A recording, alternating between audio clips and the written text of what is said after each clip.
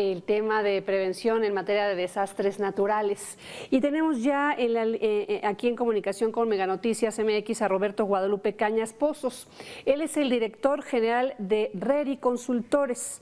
Te agradecemos mucho, Roberto Guadalupe Cañas Pozos, que estés con nosotros en esta tarde para hablar de prevención de desastres naturales, un tema que a ustedes les compete de manera directa en cuanto a su expertise, su trabajo, y que nos tocaría atender a todos. Y aquí la primera pregunta, además de saludarte, es ¿cómo andamos en México de acuerdo a lo que ustedes trabajan diariamente? Marta, muy buenas tardes, gracias por recibirme en tu espacio. La realidad es que siempre, cualquier país del mundo nos falta mucho todavía en prevención. En México, un problema constante que hemos tenido es que las etapas que se han desarrollado para poder crear una cultura de la prevención a lo largo de los años se ven suspendidas en muchas ocasiones por políticas personales, ya sea de los gobiernos estatales, de los gobiernos federales o de la parte que se encarga de la responsabilidad y la atención a esto. Esto nos lleva a que la ciudadanía puede estar muy interesada en poder realizar o crear una cultura de la prevención en su área y no encuentra el apoyo necesario por parte de las unidades de protección civil, ya sean municipales, estatales o federales. Te digo, muchas veces, y siempre lo he mencionado, la gestión integral de riesgos de la protección civil no es una prioridad nacional, no se ha manejado como una prioridad nacional, no en este gobierno, desde antes ya lo teníamos esa problemática, pero en este gobierno se ha acrecentado mucho esa situación. Tan es así que ni siquiera aparecemos en el Plan Nacional de Desarrollo la parte de gestión integral de riesgos, ¿no? Entonces es complicado, muy complicado. Yo estaba dando hace un momento datos importantes justamente en materia presupuestal para todo lo que es el Sistema Nacional de Protección Civil y la verdad, terribles las cifras, porque uno se quedó con el tema de la desaparición del Fonden, pero cuando revisa los datos te das cuenta que se ha caído de manera muy importante el interés en materia presupuestal de esto. Se alega mucho el tema de corrupción, que antes los recursos se supuestamente destinaban a la gente afectada, pero que realmente se utilizaban para otra cosa, pero estos presupuestos son bastante dolorosos. Hemos tenido suerte, por decirlo de alguna forma, en materia de que este año, por ejemplo, no tuvimos fenómenos tan impactantes. Sí los hubo, pero no tan impactantes como en otros años. Pero aquí nos preguntaríamos qué habría pasado, qué estaría pasando si sí los hubiéramos tenido.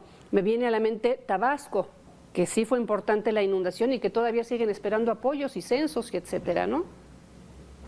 Bueno, es que eso es una historia en muchas ocasiones en la atención de desastres. No importa que el desastre sea pequeño o grande, un desastre es cuando rebasa la capacidad de respuesta del sistema, ya sea de un municipio, de un estado o a nivel nacional, como pasó en 1985 en México. El dinero que se tenía programado con el Fonden llevaba muchas cosas, como por ejemplo el poder destinar una parte, bueno, el gobierno estatal ponía una parte, el gobierno federal ponía otra parte, y de esa manera se podía tener una mayor cantidad de recursos para poder hacer muchas cosas. Había otro fideicomiso que era de prevención, o sea, ahí se aplicaba dinero para fortalecer o crear el atlas de riesgo, para poder realizar otras muchas cosas. Ahora ya es muy complicado tenerlo porque no hay dinero. La realidad es que los recursos que se habían destinado para la prevención, para la atención de todo esto, han sido destinados a otros rubros que no son específicamente lo que necesitamos nosotros actualmente para la gestión de riesgos y la protección civil. Sí, y aquí algo que también es importante, los recursos que tenga la población, no solamente en materia de cuidado y cultura, sino también recursos para proteger su propio patrimonio. Yo hablaba de la cantidad de desplazados tan solo en 2021, 19,000 personas dejaron todo con tal de salvar su vida. Es enorme. Solamente hubo 27 fenómenos naturales que impactaron y 19,000 personas dejaron todo. 7% de los mexicanos tiene asegurados sus bienes contra desastres naturales. Esto también es un gran desastre, me parece, en sí mismo. Fíjate que es parte de la cultura de la prevención, Marta. Es algo que nosotros naturalmente no manejamos, no estamos acostumbrados a esto. El tener un seguro como ahora, tú puedes contratar un seguro para sismos, para incendio, para inundaciones, todo esto que actualmente están en un costo bastante accesible a todos, no es una prioridad para las familias mexicanas y lo entendemos. Sigue habiendo un gran problema. Claro. Como tú verás, regularmente los daños que causan los desastres son a los más vulnerables y ellos te aseguro que están más preocupados por conseguir el pan de cada día que por tener un seguro, ¿no? Esto nos lleva a muchas cosas de desigualdad. Eso sería otro programa totalmente nuevo, y platicarlo y tendríamos que ver muchas cosas sobre la construcción social de los riesgos que se han tenido en cada uno de los estados, Marta. No, sin duda, el principal interés de la sociedad en general, de un padre de familia, de una madre de familia, es comer. Ya el tema de proteger el patrimonio pues queda, la verdad, muy lejos de la realidad. Lo deseamos, pero a veces queda bastante lejos. Aquí tenemos a nuestro territorio nacional en una zona geográfica que lo hace vulnerable a muchos fenómenos naturales. Y encima tenemos el cambio climático, que es el calentamiento global y otros factores que decía yo. Cada vez somos más vulnerables, pero cada vez hay menos presupuesto. Estás diciendo una realidad que es que todo el mundo conocemos, o por lo menos la gente que nos dedicamos a la gestión integral de riesgos.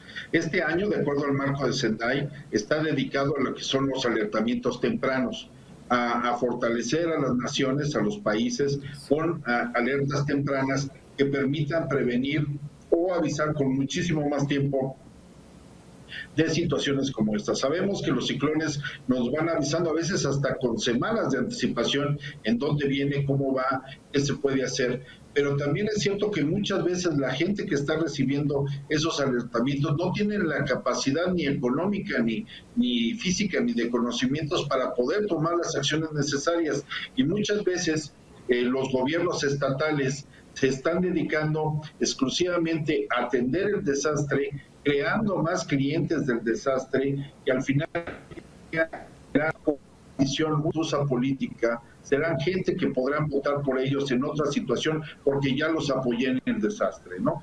Esto no puede ser así, no podemos continuar con un ciclo vicioso que se ha dado en muchas ocasiones, que se espera hasta que ya esté el desastre para poder tratar de ayudar a estas personas, aunque tú las muevas de un lado, aunque tú las lleves a un albergue, aunque tú las pongas un refugio temporal, sabes perfectamente que su patrimonio, su vivienda va a desaparecer por culpa de este fenómeno perturbador. Entonces, lo que tenemos que tener muy claro es que la gestión de riesgos, la disminución de riesgos, la reducción de riesgos de desastres debe de ser una política de Estado como tal y manejársela desde el punto de vista transversal en donde muchas personas tienen que intervenir desde un desarrollo del territorio de forma adecuada, no permitir la construcción de casas, de infraestructura urbana en áreas que son totalmente de riesgo, en cauces de ríos o en lugares donde van a ser sometidos a presiones que van a terminar destruyendo estas zonas